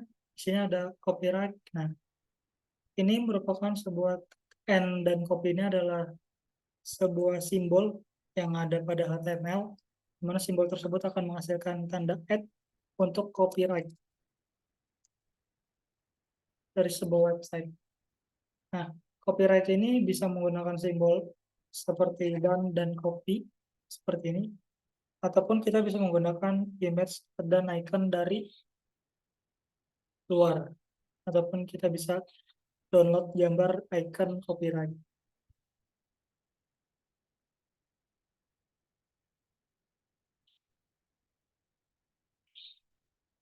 Sampai sini ada yang mau ditanyakan atau ketinggalan atau kurang jelas? Kak, saya Kak, Ya, kenapa tuh? itu saya pakai simbol dan tapi pas di webnya nggak simbol copyright Kak, malah simbol dan jadinya. Itu gimana Kak? Eh, ketiknya tuh dan terus copy titik koma. Coba lagi deh, bisa nggak?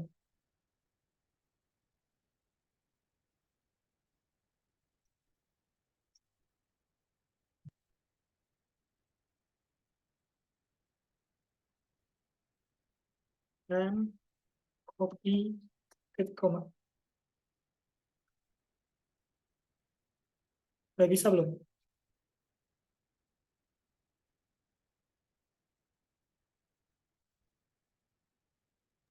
Udah Bang, makasih. Oke, ada lagi?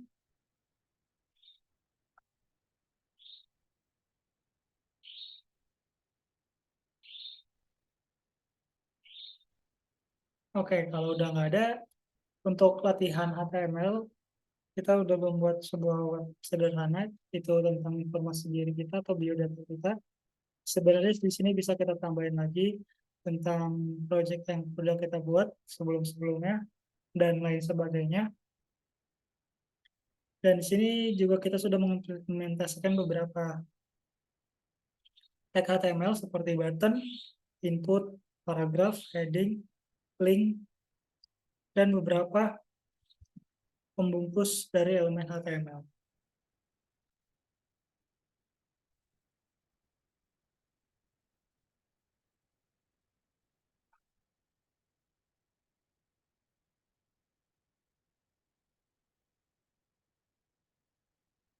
Oke, selanjutnya saya akan ngasih referensi pembelajaran HTML di sini. Di sini ada referensi belajar HTML karena yang kita belajar itu hanya dasar-dasarnya saja. Di sini saya merekomendasikan beberapa website untuk belajar HTML lebih lanjut. Di sini ada Web3 School, ada Learn HTML, dan ada Code Academy. Di mana pada referensi belajar HTML ini bisa lebih expert mengenai apa itu atribut-atribut pada sebuah elemen dan elemen-elemen lainnya yang ada di dalam HTML. Oke, mungkin itu saja dari saya. Terima kasih, saya kembalikan ke moderator. Oke, terima kasih buat Kang Kevin atas pemaparannya. Mungkin kita sekarang masuk ke sesi tanya jawab.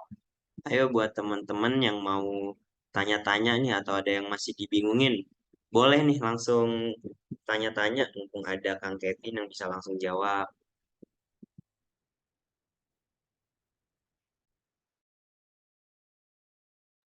Boleh Kang Delvin.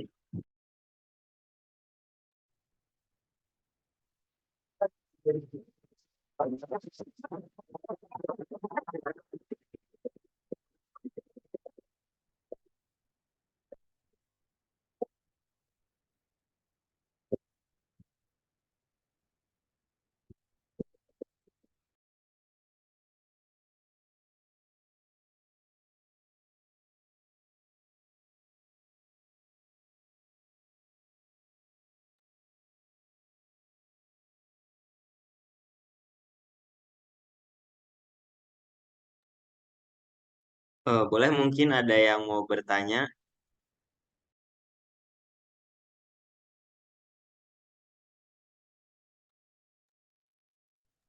Ya, silakan Kang Delvin.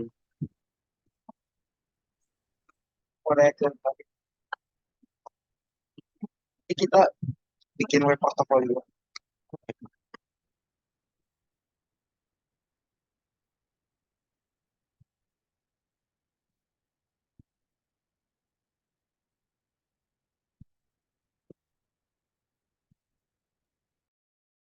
Mohon maaf Kang Delvin, suaranya kurang jelas. Mungkin bisa lewat chat aja.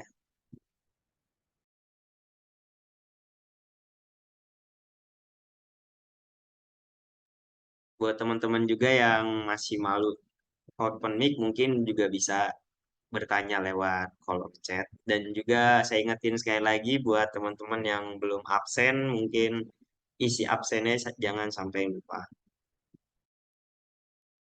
Mau tanya dong. Boleh Kang Farhan? Ini Delvin aja dulu. Eh, dia udah di chat. Ini ada dari pertanyaan dari Kang Delvin. Nanti kita bikin web portofolio. Mungkin bisa dijawab oleh Kang Kevin. Nanti itu di proyek akhirnya bukan portofolio sih, karena kita cakup juga ke backend-nya. Nanti itu kita bikin kayak sebuah web kecil yang bisa CRUD ataupun create, create, update, delete gitu.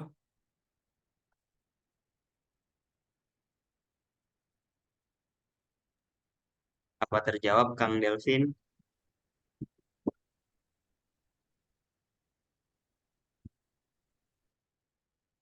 Nah, mungkin ada pertanyaan lagi nih Kang. Izin dari Naswa Tiara Putri. Izin bertanya Kang, kalau aku mau tambahin table di dalam table row, bisa nggak Kang?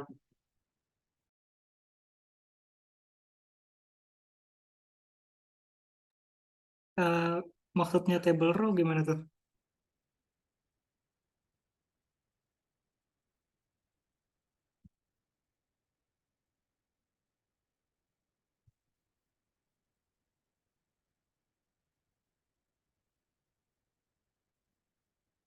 Oh, maksudnya itu kita ada row. Nah, di dalam row-nya itu ada table lagi. Jadi maksudnya itu nested table. Gitu bukan maksudnya Naso.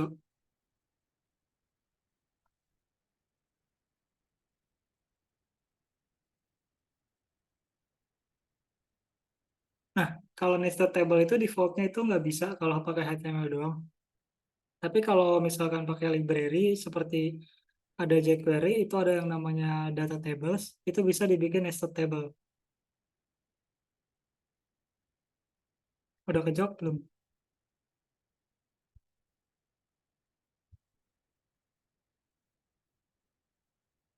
Oke, sama-sama.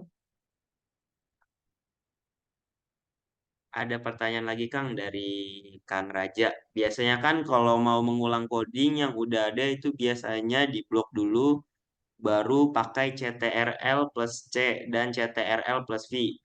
Itu kan bisa dibilang lama ya. Itu tadi gimana ya cara cepatnya? Kayaknya tadi saya ketinggalan gara-gara masih manual. Eh, kan biasanya blok dulu baru pakai Ctrl C, Ctrl V, itu kan biasanya.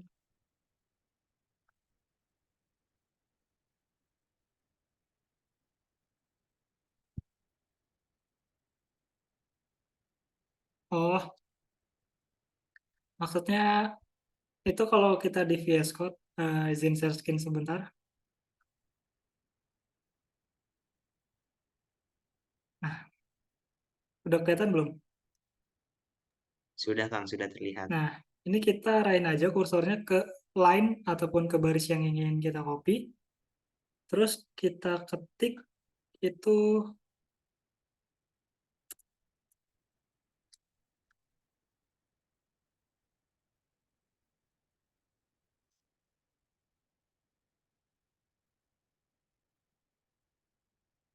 kita ketik ke row atas atau row bawah. Misalkan shift row, sorry, ini tambahin ALT. Nah, di sini shift ALT bawah untuk copy ke bawah, terus shift ALT atas untuk copy ke atas. Gitu.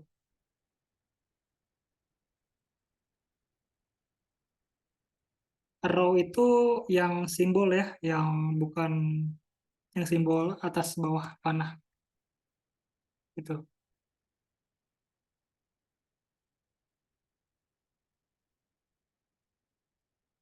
Sebentar, ada lagi.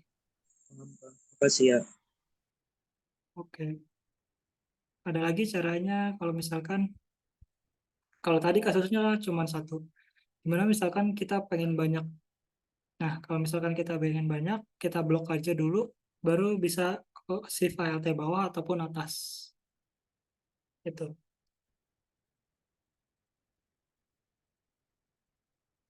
Oke, udah kejawab belum? Terjawab. Makasih Kak. Oke.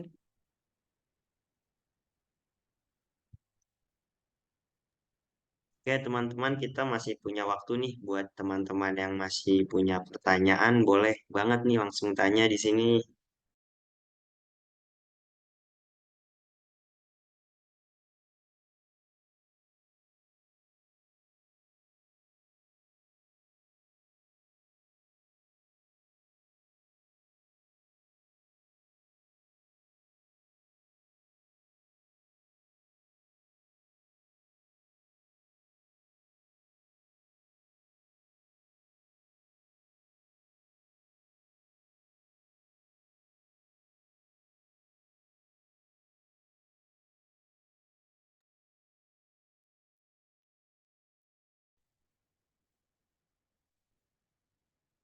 Mungkin jika tidak ada lagi yang mau ditanyakan,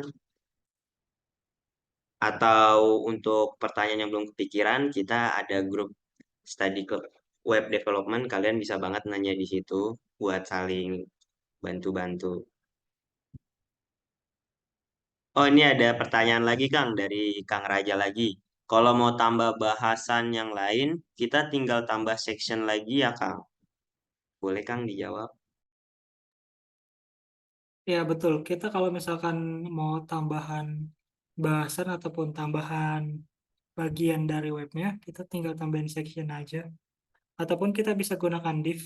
Tapi kalau misalkan kita pakai div, itu nanti kita bisa disebutnya tidak mengimplementasikan semantik HTML. Karena section itu biasanya digunakan untuk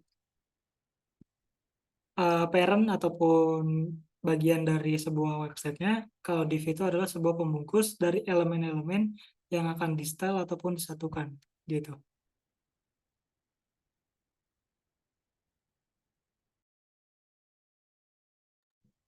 Oke, terima kasih.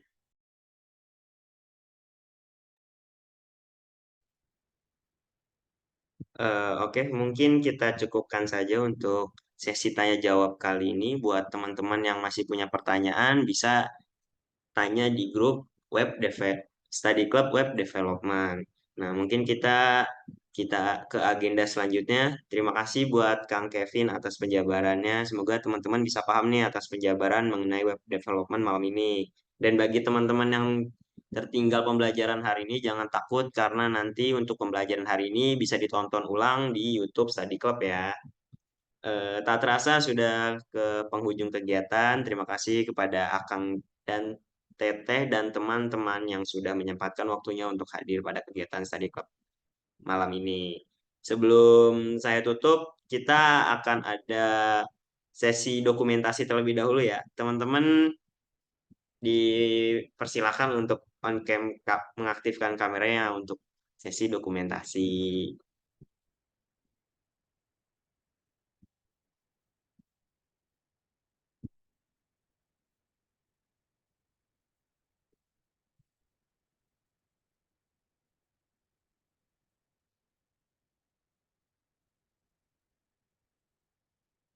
Selanjutnya untuk dokumentasi saya serahkan kepada panitia untuk dokumentasi.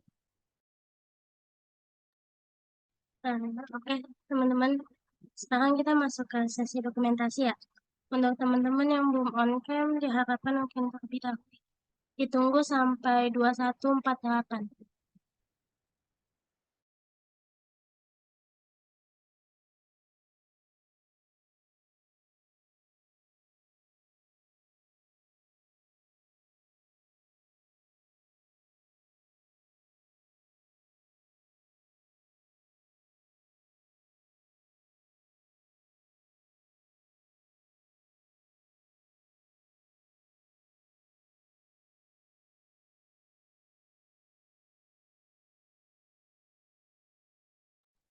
Kita lanjut aja dulu ya.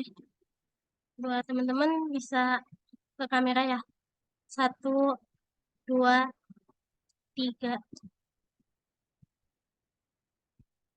Lagi. 1, 2, 3. Makasih. Saya kembalikan lagi ke Helmi. Baik, terima kasih Teh Resya. Baik, demikian pembelajaran malam hari ini. Semoga bermanfaat bagi seluruh hadirin semuanya. Dan juga semangat terus untuk teman-teman semua dalam mengikuti study clubnya. Semoga bisa memberikan prestasi yang hebat dan membanggakan.